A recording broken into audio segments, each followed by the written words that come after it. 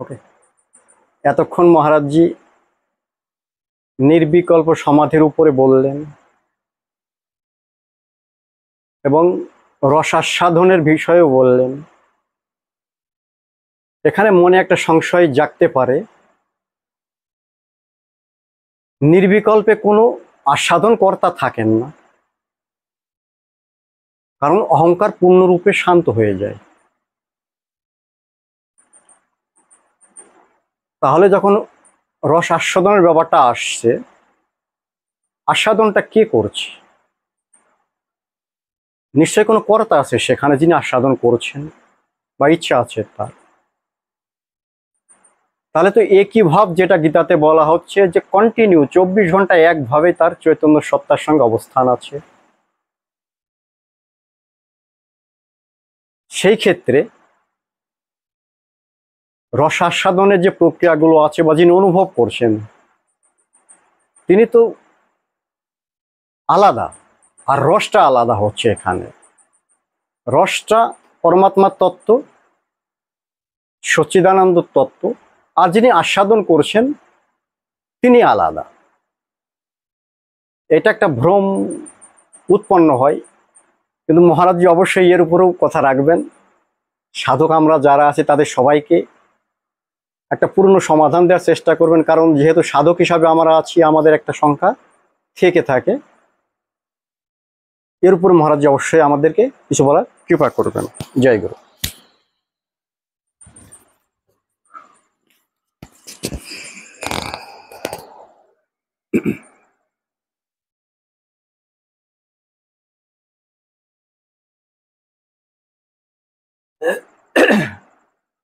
বিষয় যেটা হচ্ছে,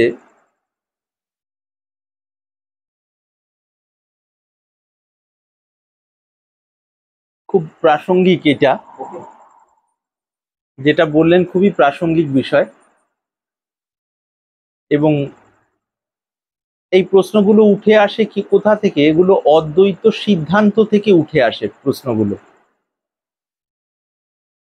অদ্বৈত সিদ্ধান্তে এই কথাটি আছে, যতক্ষণ না ত্রিপুটি লয় হয়, ত্রিপুটি মানে তিনটে ভূমি, যেমন জ্ঞান জ্ঞেয় জ্ঞাতা, এদিক থেকে দেখলে ধ্যান ধেয় ধ্যাতা, দৃষ্টি দ্রষ্টা এবং দৃশ্য, এরকম যত ত্রিপুটি আছে, তিনটে সেন্টার, যারা বেদান্তের পথের পথিক তারা এই শব্দগুলো বিশেষভাবে পরিচিত।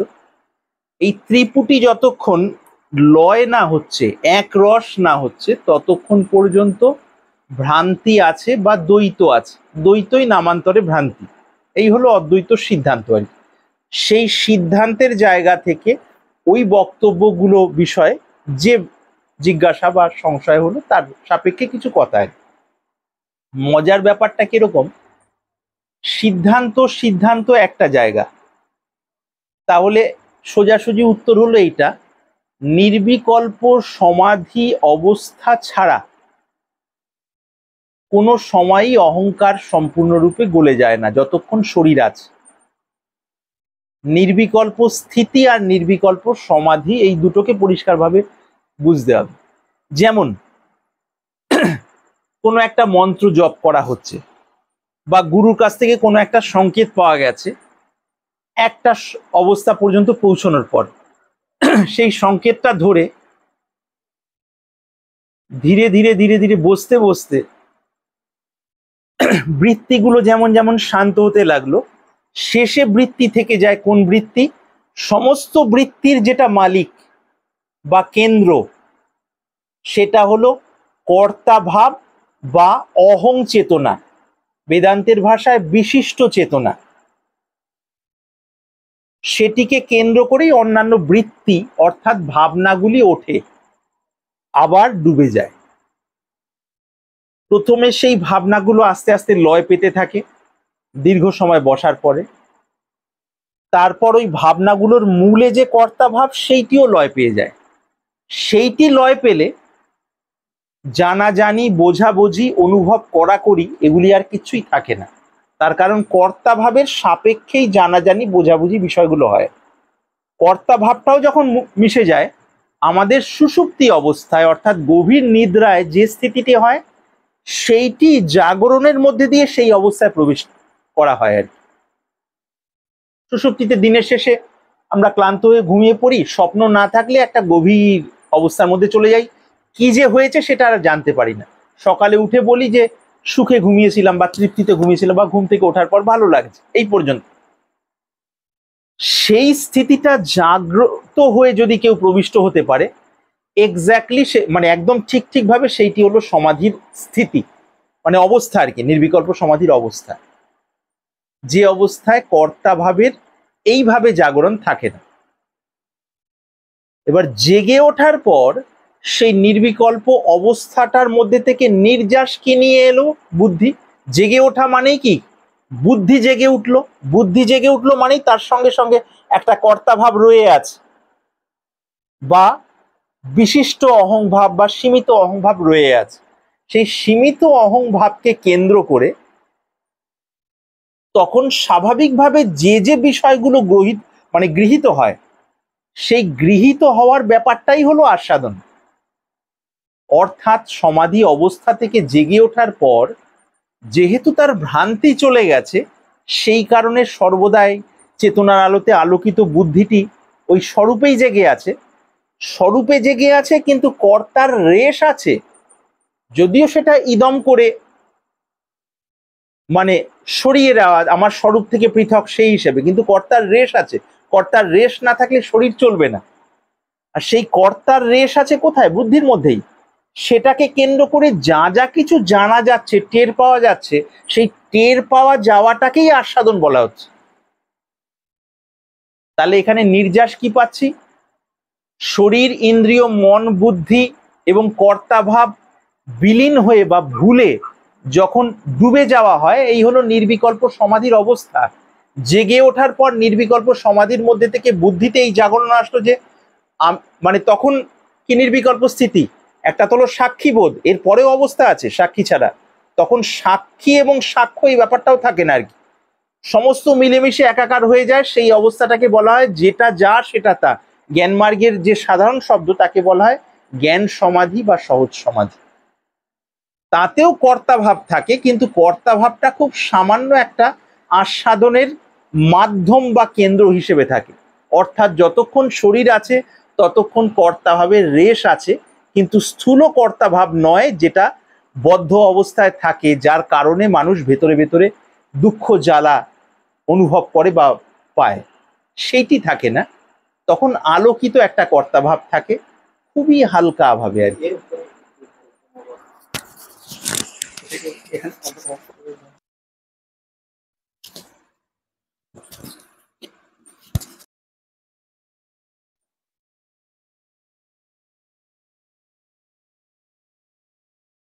ওকে মহারাজজি নির্বিকল্প সমাধি এবং রস আস্বাদনের বিষয়ের উপরে কিছু বললেন, কিন্তু অনুভবে এটাও আসে নির্বিকল্প সমাধি যাওয়ার পরে যখন আবার ব্যক্তির বুদ্ধি জাগ্রত স্থিতিতে আসে, সেই সাধক চাইলে বা সেই সিদ্ধ স্থিতি তিনি চাইলে বুদ্ধিটাকে সেই মুহূর্তে আবার ছেড়ে দেবেন। কারণ রস আস্বাদন একটা বন্ধন হিসাবে দেখা যায়, কারণ ওখানে আস্বাদন কর্তা আছেন। আর এই মুহূর্তে যোগভ্রষ্ট ব্যক্তিরও নাম শোনা যায়, যিনি আত্মতত্ত্ব লাভ করেছিলেন, কিন্তু হয়তো তিনি সেই তত্ত্বের সঙ্গে একীভূত থাকতে পারেননি। এটা কোনো বেদান্তি বা কোনো মার্গ নয়, এটা একটা অনুভব। যখন কোনো ব্যক্তি বা সেই সিদ্ধ মূর্তি যিনি আত্মাকে জেনেছেন কিন্তু 100% আত্মাতে প্রতিষ্ঠিত তো পারেননি, তাই তো বুদ্ধিটা আবার বেরিয়ে আসছে সেখান থেকে। যেটা গীতাতে বলা হয়েছে একই ভাব, 24 ঘন্টায় একই ভাব থাকবে, শুধু চৈতন্য সত্তা। সেখান থেকে বুদ্ধি যদি আবার উঠে আসে এবং রসাস্বাদন করছে, সেখানে কিন্তু একটা ফেঁসে যাওয়ার ভয় থাকে। সে রসাস্বাদন জ্ঞানই কেন না হোক, জ্ঞানও একটা বন্ধন।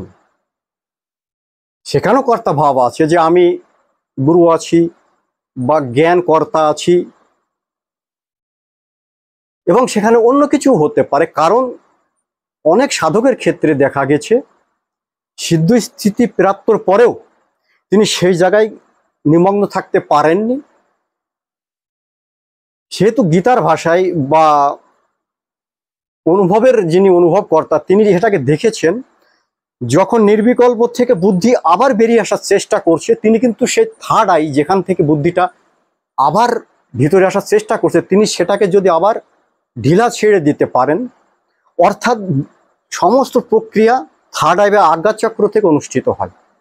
মন বুদ্ধি অহংকার তিনের ত্রিপুটি যেটা, সেটা আজ্ঞাচক্র। এটা অনুভবী পুরুষ দেখেছেন। যদি তাকে পূর্ণ মুক্তি, এই সংসার থেকে মোক্ষ যাকে বলা হচ্ছে, মুক্তির উপরে এটা, কারণ মুক্তির পরেও কিন্তু আবার যোগভ্রষ্টর একটা সম্ভাবনা থেকে যায়, শাস্ত্র সেটা প্রমাণিত হয়েছে অনেকের ক্ষেত্রে। কিন্তু যেটা অবিচল, যেটাকে সহজ সমাধি বলা হচ্ছে, অর্থাৎ বুদ্ধি যখনই আবার পুনরায় আসতে চাচ্ছেন, তখন বুদ্ধি তিনি উপয়োগই করছেন না, না তিনি রস আস্বাদন করছেন, না তিনি জ্ঞানের কোনো প্রকার ভাষা বলছেন, বা তার উপরে তিনি নাই। তখন কি হয়, অনুভবী পুরুষ দেখেছেন, তখন ওই যে শান্তি স্থিতিটা কন্টিনিউ তার সঙ্গে যোগাযোগ রেখে তিনি চলেন। তখন তখন বুদ্ধিটাকে তিনি কোনো সময় আর যোগাযোগ রাখেন না কোনো আস্বাদনের বিষয়ে।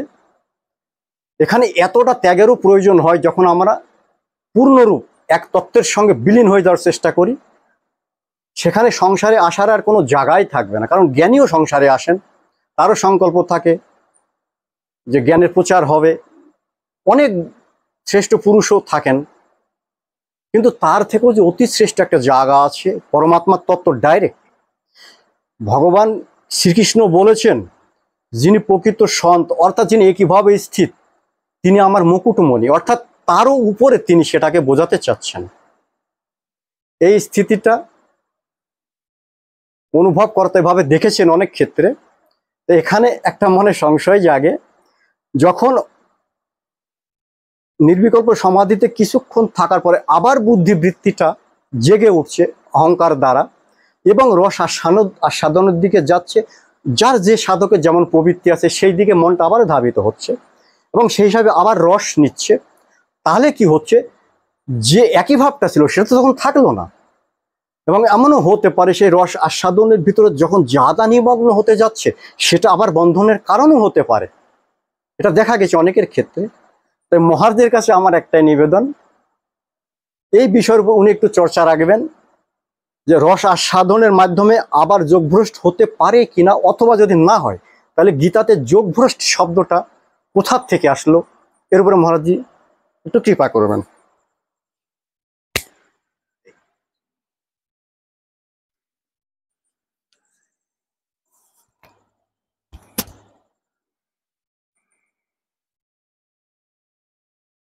হ্যাঁ,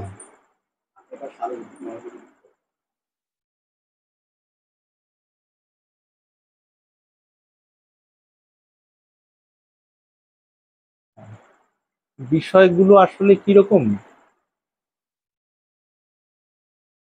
যোগভ্রষ্ট কথাটা সাধারণত একদম সোজা কথায় বলতে গেলে লক্ষ্য প্রাপ্তির আগে পথে সাধন চলা অবস্থায় যদি তার দেহত্যাগ হয়ে যায়, সেই পর্যন্ত করা সাধনের যে অবস্থা,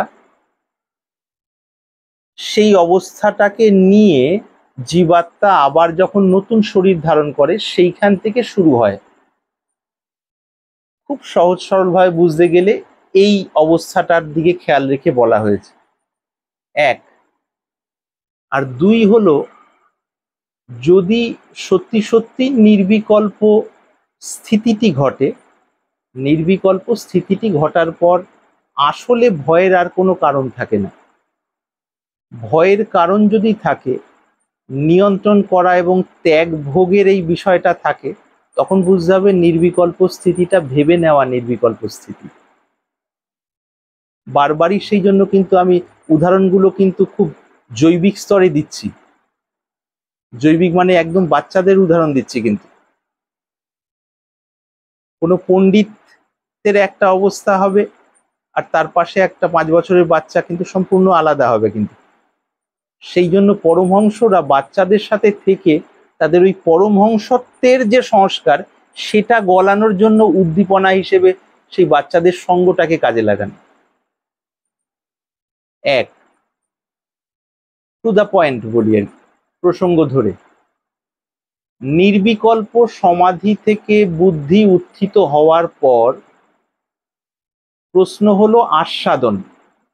এবার আস্বাদন বলতে গেলে ঠিক কি হিসাবে এই ক্ষেত্রে বক্তা বলছেন এবং জিজ্ঞাসু বা শ্রোতা আস্বাদন শব্দটার মানে ঠিক কিভাবে বুঝছেন, এই ব্যাপারটা পরিষ্কার হওয়া দরকার।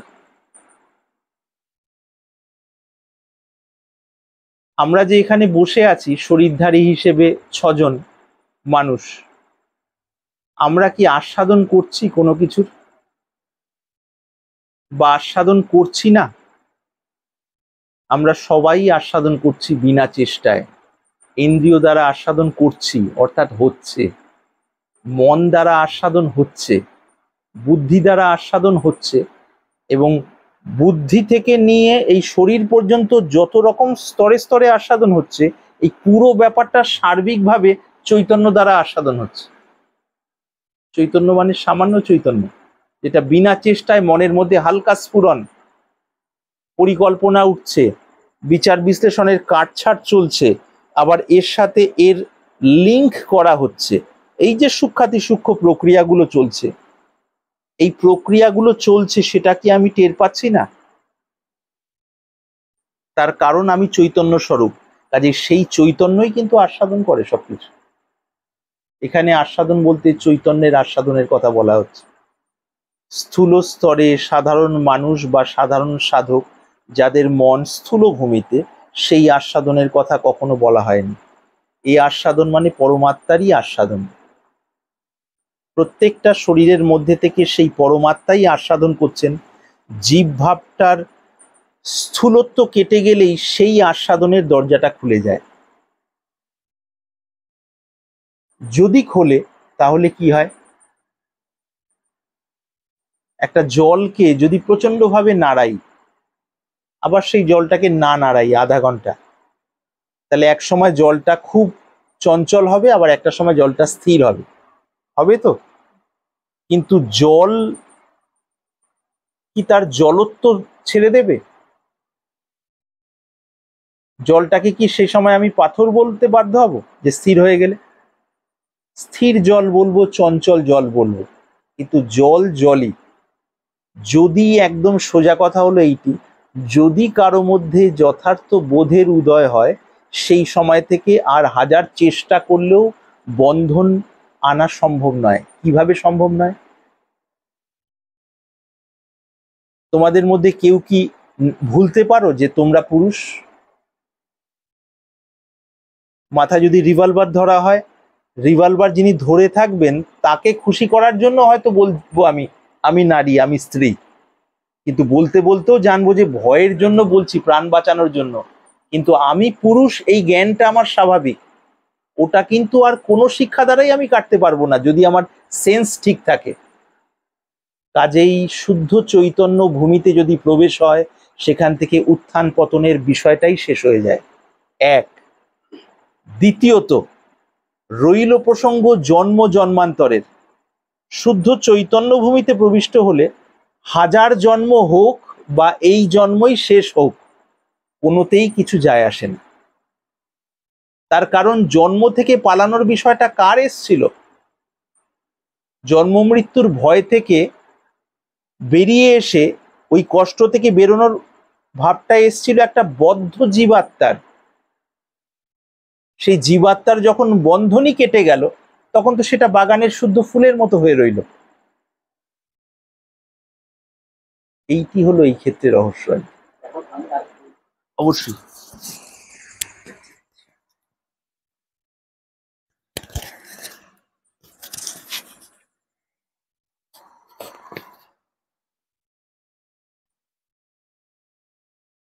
মহারাজজি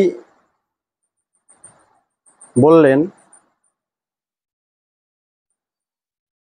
একবার যদি কারোর চৈতন্য সত্তার সাক্ষাৎকার হয়ে যায়, সেখানে কোনো বন্ধন আর থাকে না। এবং তিনি বললেন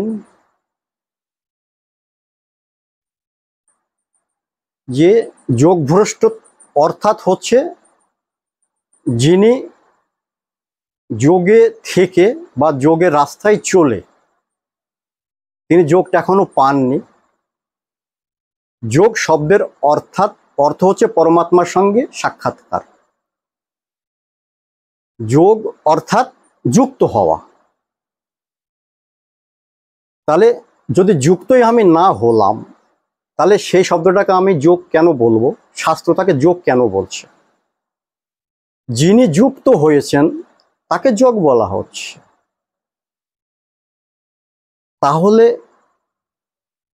যোগের পরমাত্মা প্রাপ্তি বা আত্মসাক্ষাৎকারের পূর্বে যিনি শরীর ত্যাগ করছেন, তিনি তো যোগী হলেন না, তিনি তো যুক্তই হতে পারলেন না পরমাত্মা তত্ত্বর সাথে বলে আমার মনে হচ্ছে মহারাজ এরও সমাধান দিবেন।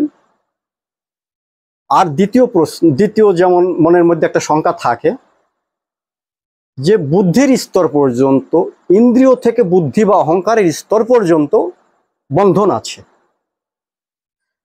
দেখা গেছে অনুভবী পুরুষ দ্বারা আত্মজ্ঞান প্রাপ্তির পরেও প্রারব্ধ থাকে। রামকৃষ্ণ পরমহংসদেব 4 প্রকারের প্রারব্ধ বলেছেন। ঈশ্বর প্রাপ্তির পরে তার অহংকার বা কর্মাশয়, যেটাকে বলা হচ্ছে, কর্মাশয়টা যখন খুলে যায়, তখন আর নতুন কর্ম সেখানে সঞ্চিত হয় না। পুরানো যে সংস্কারগুলো আছে বা পুরানো যে প্রারব্ধগুলো আছে সেগুলো বেরিয়ে আসে এবং একটা নির্দিষ্ট আয়ু পর্যন্ত সেটা চলে। এবং দেখা গেছে অনেক পুরুষদের, মহাপুরুষের এই প্রারব্ধ মধ্যে থেকেও অনেকেই আবার মায়ের বন্ধনে পড়ে যান, কারণ সেখানে সূক্ষ্ম অহংকার আছে। অহংকারের পূর্ণ বিনাশ না হওয়া পর্যন্ত একটা বন্ধন থেকেই যায়। কারণ অহংকার যখন আছে, তিনি পরমাত্মার আনন্দও নিতে পারেন, আবার সংসারের আনন্দও নিতে পারেন। কারণ প্রত্যেকটা বাসনার মধ্যে একটা সূক্ষ্ম আনন্দ কাজ করে। ইদানিং দেখা গেছে অনেক মহাত্মা যিনি পৌঁছিয়েছিলেন, তিনি যোগভ্রষ্ট হয়ে এখন অনেকে জেলে আছেন। এর অর্থ যিনি তার প্রবচন দ্বারা কোটি কোটি লোকের হৃদয় জয় করেছিলেন, তার মধ্যে তো ঈশ্বরী শক্তি অবশ্যই ছিল। নইলে অসম্ভব কি একজন ব্যক্তি কোটি কোটি লোকের সঙ্গে সংযুক্ত হতে পারছেন। কিন্তু সেই ব্যক্তিরও পতন এটি স্পষ্টভাবে দেখা যাচ্ছে। অর্থাৎ তার মধ্যে যে অহংবৃত্তিটা ছিল, বুদ্ধিটা ছিল, তিনি ওই পরমাত্মা তত্ত্বর সঙ্গে একীভূত হতে পারছিলেন না, যার ফলে ওই বুদ্ধিটা আবার সাংসারিক আনন্দ নেওয়ার চেষ্টা করছিল। কারণ যেটা মহারাজজি বললেন যে কাম বাসনা একটা বাসনা আছে, যেটা মানুষের শরীরের অন্তিম সময় পর্যন্ত থেকে যায়। এটা সব থেকে বড় বাধা বলা হয়েছে এবং অধিকাংশ যোগভ্রষ্ট ব্যক্তি এতেই হয়েছেন বলে দেখা গেছেন। তো এখানে আমার একটাই প্রশ্ন, যতদূর অহংকার আছে, একটা অহংকার এমন আছে কি সমষ্টি অহং। এই সমষ্টি অহং যেটাকে আমরা শিব তত্ত্ব বলছি, এর উপরে একটা তত্ত্ব আছে সদাশিব। সেখানে সমষ্টি অহম বলেও কিছু থাকছে না। সেটা গীতা বলছে, না তিনি সৎ না অসৎ, না তিনি কর্তা না তিনি অকর্তা, অর্থাৎ তার কোনো বর্ণন হয় না। এবং তার আগে পর্যন্ত যতগুলো অহম আছে, শিবলোক পর্যন্ত, সেগুলো কিন্তু একটা বন্ধনের একটা একতারের মধ্যে থাকে। কারণ কি, দেখা গেছে যখন মাতা পার্বতীজি অগ্নিতে তার দেহটা রাখলেন, তখন ভগবান শিবজি ক্রোধিত হয়ে গেলেন এবং ক্রোধের বশে তিনি অনেক কিছু করেছিলেন, যেটা শাস্ত্রের প্রমাণ আছে। এখন আমার প্রশ্ন, যার মধ্যে থেকে অহংবৃত্তি পূর্ণত শেষ হয়ে গেছে, তার মধ্যে ক্রোধ আবার কেন আসলো? তিনি এত তাণ্ডব আবার কেন করলেন? ভগবান নারায়ণ অনেক জায়গায় ফেসে গিয়েছিলেন। বরাহ অবতারে এসে যখন উনি সৌরের জনিপ্রাপ্ত হলেন, তখন তিনি ওই সৌরের বা বরাহর যে সংসার, সেই সংসারের মধ্যে এত নিমগ্ন হয়ে গেলেন, তিনি তার থেকে আর বেরিয়ে আসতে পারছিলেন না। ভগবান শিবজি বারবার তাকে বলছেন, তুমি তো বিষ্ণু, তোমার মধ্যে তো কোনো বন্ধন নাই, তুমি তো মুক্ত পুরুষ, তুমি কেন এই সামান্য বরাহ অবতারের ভিতরে ফেসে গেলে? ভগবান শিবজির কথা তখন তিনি শুনলেনই না। তখন ভগবান শিবজি বাধ্য হয়ে ত্রিশূল দ্বারা সেই শরীরটাকে নষ্ট করলেন। তখন নারায়ণ স্বয়ং এসে বললেন, আমি এত বড় একটা পদে আছি, পরমাত্মার তত্ত্বর সঙ্গে একীভূত, তাকে জানি, কিন্তু যখন আমি বরাহ শরীরে আসলাম, তার মধ্যে আমি আবদ্ধ হয়ে গেলাম। অর্থাৎ আমরা যে শরীরে থাকি, সেই শরীরের সঙ্গে একটা স্বভাব আমাদের অটোমেটিক চলে আসে, এবং সেই স্বভাবের ভিতরে আমরা বদ্ধ হয়ে যাই। যখন ভগবান বিষ্ণু এবং ভগবান শিব, যাকে আমরা পরমাত্মার সাক্ষাৎ অবতার বলি, তারাও যখন বন্ধনে আবদ্ধ হচ্ছেন, তাদের মধ্যে তো অহংকার আছে। অহংকার ছাড়া তো সৃষ্টির চালনা হতে পারে না, সৃষ্টির বিনাশ হতে পারে না। কিন্তু এর উপরেও একটা তত্ত্ব অনুভবী পুরুষ দেখেছেন, যেখানে ক্রোধ মাত্র নাই, কারণ সেইখানে বুদ্ধি মাত্র নাই। বুদ্ধিটা যতবার তার সামনে আসে, ততবারই তিনি সমর্পিত ভাবে, এখানে পূর্ণ সমর্পণ। সমর্পণ ছাড়া রসাস্বাদন আবার আসবে, কারণ ওই রসাস্বাদন নেওয়ার জন্য বৃত্তিটা বারবার আসবে, প্রারব্ধরূপী যে বৃত্তিটা আছে। এইখানে একটা উপায়ও দেখা গেছে অনুভবী পুরুষ দ্বারা, সেই বৃত্তিটাকেও মুক্ত করে দিতে হবে। থার্ড আয়ের যে কন্ডিশনটা আছে, যখনই কোনো একটা বৃত্তির সঙ্গে আমরা একীভূত হয়, থার্ড আয় তখন কাজ করা শুরু করে দেয়। মন বুদ্ধি অহংকারগুলো রস আস্বাদন করলেও তার মধ্যে একটা প্রতিক্রিয়া হবে, তার মধ্যে একটা আনন্দের একটা ঝলক হবে, আনন্দের একটা তরঙ্গ হবে। কিন্তু যিনি প্রকৃতপক্ষে মূল তত্ত্বে স্থিত, তার মধ্যে কোনো তরঙ্গ হবে না বলেই গীতা একে বা মহাপুরুষ বলেছেন, তিনি পূর্ণ শান্ত। এটাকে গীতাতে বলা হয়েছে সচ্চিদানন্দ ঘন পরমাত্মা, অর্থাৎ সব কিছু আছে, তিনি ঘনীভূত হয়ে আছেন, যেখানে যাওয়ার পরে সমস্ত তত্ত্বগুলো বিলীন হয়ে যায়। এবং বলা হয়ে থাকে প্রকৃতির তত্ত্ব, তার প্রকৃতির মধ্যে বিলীন হয়ে গেল পুরুষ তত্ত্ব, তার মূল স্বরূপ পরমাত্মা তত্ত্বটাকে সাক্ষী বলা হচ্ছে, সে সাক্ষীর সঙ্গে একীভূত হয়ে গেল। তার বোধই নাই আর কিছু, যে সংসার নামের কোনো জিনিস আছে, না শরীরের বোধ আছে, না বুদ্ধির বোধ আছে, না মনের বোধ আছে, না তরঙ্গ, কারণ তিনি পূর্ণ সমর্পিত। এখানে পরাভক্তির লক্ষণ যেমন বলা হয়েছে, পরাভক্তি বা পূর্ণ সমর্পণের লক্ষ্যই হচ্ছে কোনো বৃত্তির সঙ্গে আর একীভূত না হওয়া, কোনো রস না নেওয়া, এবং সেই রস না নেওয়ার ফলে যে পরম শান্তি, সেটা 24 ঘন্টা যখন থাকবে, সেই মুহূর্তে শরীর থাক বা না থাক, তার কোনো বোধই থাকলো নাকি শরীর আছে কি চলে গেল।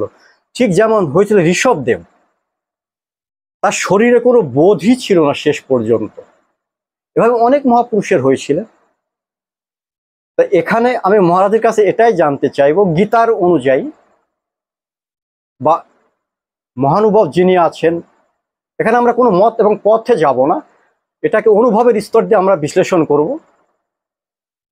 এখানে আমার মনে একটা সন্দেহ আছে, তাই আমি কথাটাকে রাখতে চেষ্টা করছি।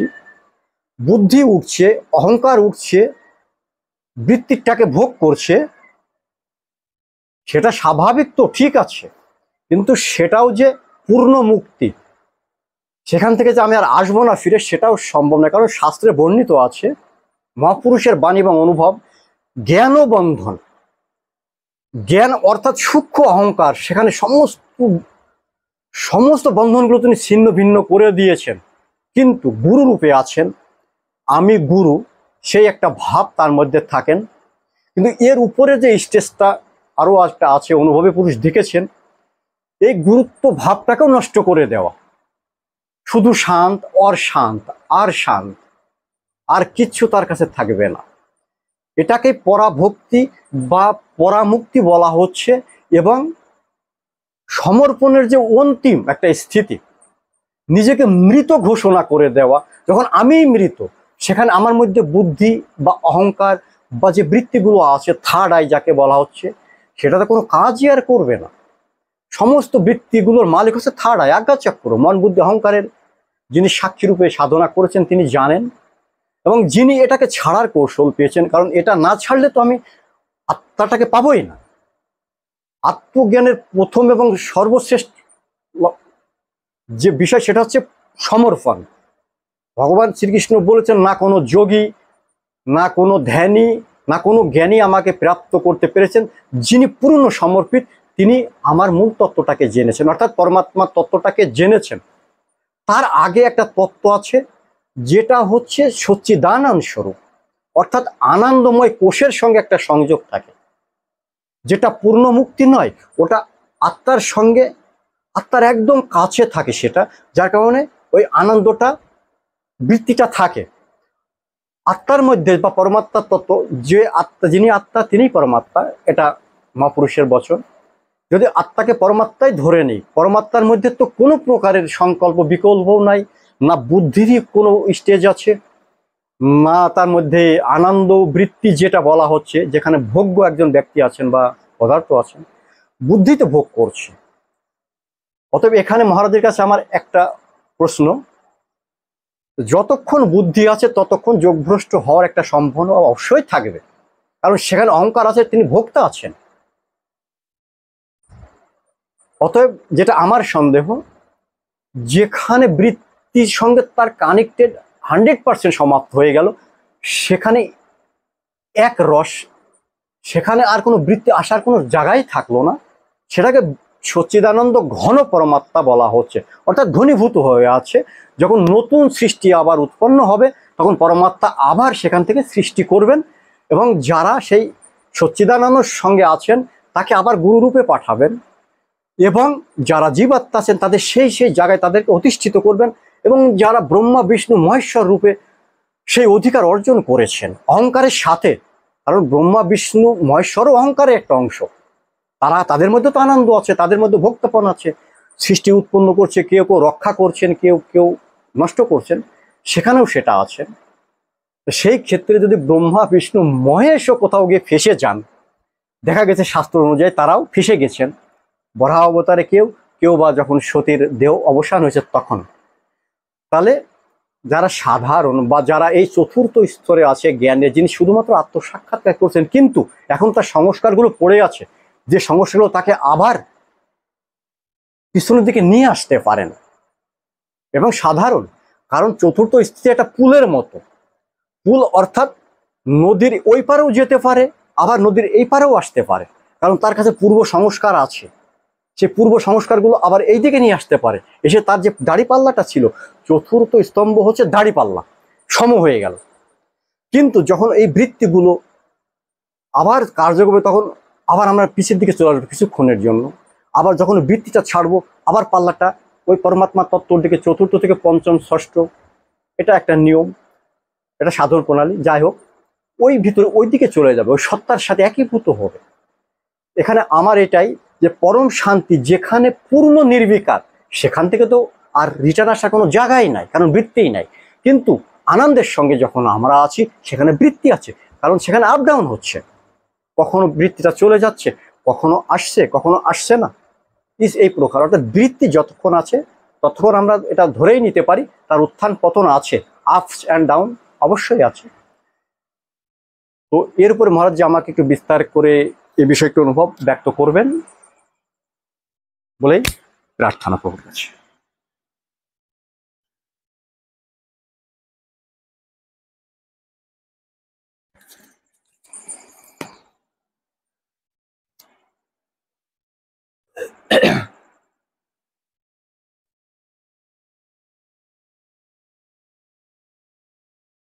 হ্যাঁ, এই ক্ষেত্রে এই যে বিষয়গুলো বলা হলো সেগুলোর পুনরাবৃত্তি না করে ওর খেই ধরে বলি।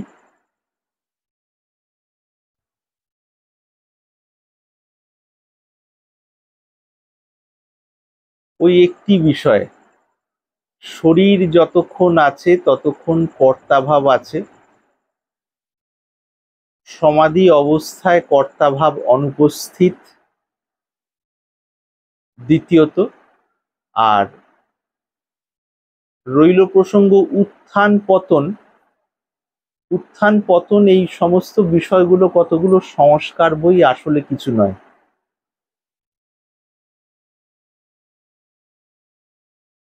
আর নিরপেক্ষ তত্ত্বের বিকাশ হলে তখন এই সমস্ত স্বপ্ন এবং ভাবনাগুলো সেই প্রকার শেষ হয়ে যায়, যেমন সূর্য উঠলে রাত্রের অন্ধকার এবং অন্ধকারের সাথে সংক্রান্ত যে স্বপ্ন শেষ হয়ে যায় সেই রূপ। এই ক্ষেত্রে এইটুকুই বলার।